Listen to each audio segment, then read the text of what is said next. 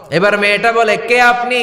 এই মরুভূমির মাঝখানে রৌদ্রের মধ্যে দাঁড়িয়ে দাঁড়িয়ে কথা বলেন, কে আপনি? ঘরে আসেন।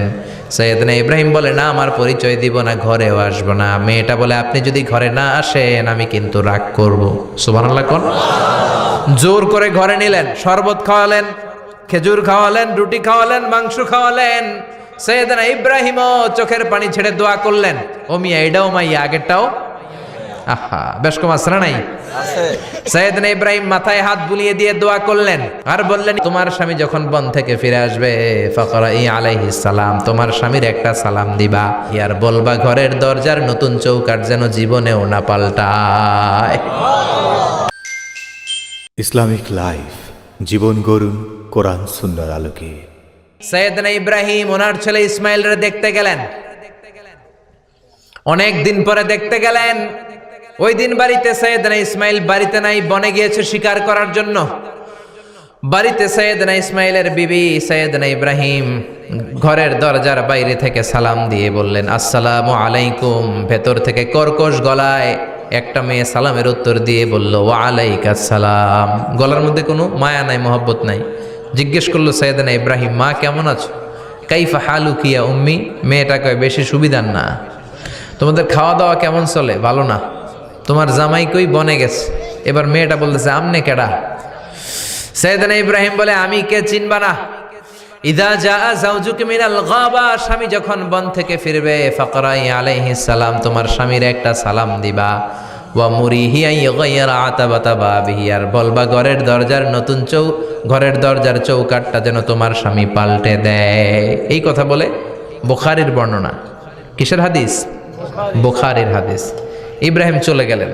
ইসমাইল আসার পরে বিবি বলতে আরম্ভ করছে, দুপুরবেলা একটা বুড়া আইছিল। বুড়া কে আইছিল? সৈয়দনা ইসমাইল বলে, কোন বুড়া আসছে? কি বলছে? বিবি বলে, আপনারে সালাম বলছে। ওয়া আলাইকুমুস সালাম। আর কি বলেছে? আর বলছে ঘরের দরজার চৌকাঠ যেন আপনি পাল্টে ফেলেন। এই কথা বলার পরে সৈয়দনা ইসমাইল চিৎকার দিয়ে বলে, ও কি করলি তুই? নিজের কপাল পুড়লি, নিজের কপালে নিজে কুড়াল মারলি।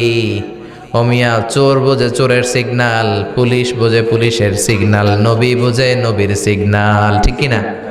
সৈয়দনা ইব্রাহিম যা বলছে ইসমাইল আলাইহিস সালাম ধরে ফেলছে। ডেকে বললে, এটা বুড়া না, এটা তোর শ্বশুর। এইটা আমার বাবা ইব্রাহিম খলিল। আমার বাবা যা বলেছে, সিগন্যালটা তো গ্রিন সিগন্যাল না, এটা তো রেড সিগন্যাল, এটা তো বিপদ সংকেত। আমার বাবা যা বলেছে এর মানে হলো তোরে যেন আমি তালাক দেই। Get out, get out, I divorced you. তোরে তালাক দিয়ে দিলাম। বাবার খুশির জন্য তালাক দিয়ে দিস। আপনার আব্বাও যদি আপনার বউরে এমনি তালাক দিয়ে ফেলতে বলে, দিবেন নাকি? আবার দিয়া ফেলেন? দিয়েন না, মুসিবত আছে। আপনার বাবাও বাবা, সৈয়দনা ইসমাইলের বাবা, ইব্রাহিমও বাবা, ঠিক কিনা? সৈয়দনা ইব্রাহিম মন গড়া কথা বলতেন না, আকাশ থেকে ওহী আসলে বলতেন। এই জন্য আপনার বাবা যদি বলে বউরে তালাক দিয়েন না, খবরদার। বাবারেও বুঝাইবেন, বউরেও বুঝাইবেন, ঘরে সংলাপ করবেন, সমঝোতা করবেন। আমাকে দুই নেত্রী সংলাপ করে না তো কি হয়েছে, আমরা সংলাপ করব, ঠিক কিনা? ঘরে ঘরে আমরা সংলাপ শুরু করব। মিলাই দিবেন, হ্যাঁ, বুঝাই দিবেন, বাবারও বুঝাবেন, বউরেও বুঝাবেন। তালাক দেওয়ার ইসলামী যে সিস্টেম, এটাকেও মেনটেন করলে পৃথিবীতে কোনো তালাকই থাকবে না। ডিভোর্স রেট একেবারে কমে যাবে। এখন ঘরে ঘরে তালাক, ঠিক কিনা? তালাক দেওয়ার সিস্টেম হচ্ছে পঞ্চম স্টেপে যে তালাক, পঞ্চম ধাপে। প্রথম ধাপ হচ্ছে ফাইদুহুন্না। বউয়ের সাথে ঝগড়া হইলে ফাইদুহুন্না, বউরে কক্সবাজার বেড়াইতে নিয়ে যাও, বসুন্ধরায় শপিং করে দিবা, নানিরে লইয়া ঘুরতে যাবেন, যমুনা ফিউচার পার্কে নানিরে বেনারসি শাড়ি কিনা দিবেন, কসমেটিক্সের বক্স কিনা দিবেন। এই জন্য বললো ফাইদুহুন্না। বেপরদায় চললে ওয়াজ করবেন, নসিহত করবেন। এই জন্য বউয়ের সাথে যদি ঝগড়া হয় তালাক না, ইসলাম প্রথমে বলছে ফাইদুহুন্না, ওয়াজ করেন, বুঝান, ঘুরতে নিয়ে যান, শাড়ি কিনে দেন। এতেও যদি লাভ না হয়, ওয়াহজুরুহুন্না ফিল মাদাজি, বিছানা আলাদা করেন। বউ থাকবে এক ঘরে, আপনি থাকবেন আরেক ঘরে। হয়তো এই বিচ্ছেদের কারণে ভুল বুঝাবুঝি ভেঙে যাবে, স্ত্রী ফিরে আসবে, ঠিক কিনা? এতেও কাজ হয় না। তারপরে আল্লাহ বললেন ওয়াদ্রিবুহুন্না, এবার একটু শাসন করেন। ঘুরতে নিলেন, কাজ হয় না। শাড়ি কিনা দিলেন, কাজ হয় না। রোম আলাদা করলেন, এরপরও কাজ হয় না। এরপর ওয়াদ্রিবুহুন্না, শাসন করেন। অনেকে এটার অর্থ করে বউরে পিটাও না, পিটানো না। বিশ্বনবী কোনোদিন বউয়ের গায়ে হাত দেয় নাই, ঠিক কিনা?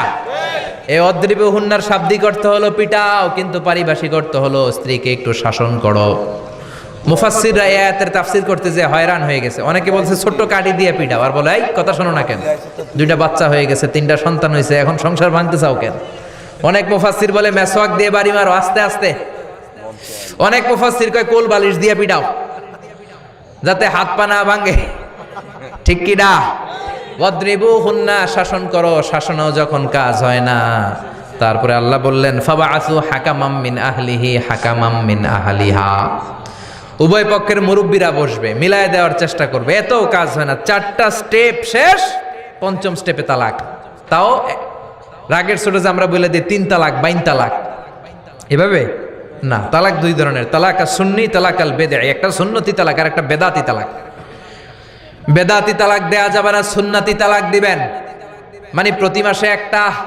আপনার বউয়ের যখন মাসিক হয় না, যখন পিরিয়ড হয় না, আপনার বউ যখন সুস্থ আছে, ক্লিন আছে, তখন 1 তালাক। 1 মাসের মধ্যে ফিরে আনার সুযোগ আছে না নাই? 1 মাস পরে দিবেন 2য় তালাক। 2য় মাসেও ফিরে আনার সুযোগ আছে না নাই? ঘরে রাখবেন, হয়তো বিবিরে দেখে আপনার মনে ভালোবাসা জমবে, বিবির মন নরম হয়ে যাবে, বিবিকে ফিরে আনা যাবে। 3য় মাসে 3 তালাক যখন দিবেন, আর ফিরে আনার সুযোগ নাই। এটাকে বলে আত-তালাক আল বাঈন আল বাইনুনা।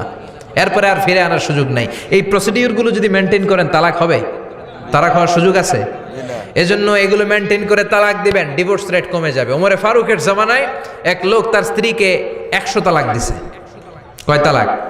এরকম ডাকাত বাংলাদেশও আছে না নাই? 100 তালাক দিছে। এখন ওয়াইফ যে ওমরে ফারুককে বিচার দিছে, ওমরে ফারুক বললো তোমার হাজবেন্ডকে ডেকে আনো। ডেকে আনা হলো, কিরে কয় তালাক দিছস? কয় 100 তালাক। দিবি 3 তালাক, 100 তালাক দিছস কেন? কয় মেজাজ গরম আছিল।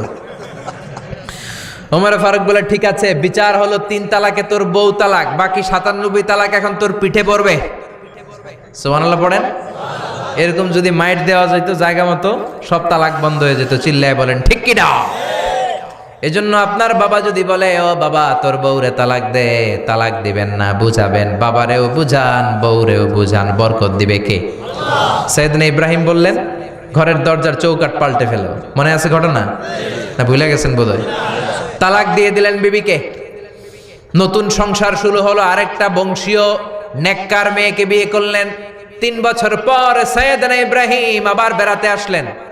আজকেও সাইয়েদনা ইসমাইল বাসায় নাই। সাইয়েদনা ইব্রাহিম সালাম দিলেন, আসসালামু আলাইক। এবার জাদুমাখা কণ্ঠে, কুকিল কণ্ঠে, মোলায়েম কণ্ঠের একটা মেয়ে ঘরের ভেতর থেকে বলে ওয়ালাইকুমুস সালাম। ওয়ালাইকুমুস সালাম। সাইয়েদনা ইব্রাহিম বললেন কাইফা হালুকি ইয়া উম্মি মা, কেমন আছো বলো বলো। মেয়েটা বলে আলহামদুলিল্লাহি আলা কুল্লি হাল, সব অবস্থায় আলহামদুলিল্লাহ। সুবহানাল্লাহ পড়েন। সংসার কেমন চলে? কয় খুব ভালো। খাওয়া দাওয়ার অবস্থা কি? কয় আরো ভালো। এবার মেয়েটা বলে কে আপনি?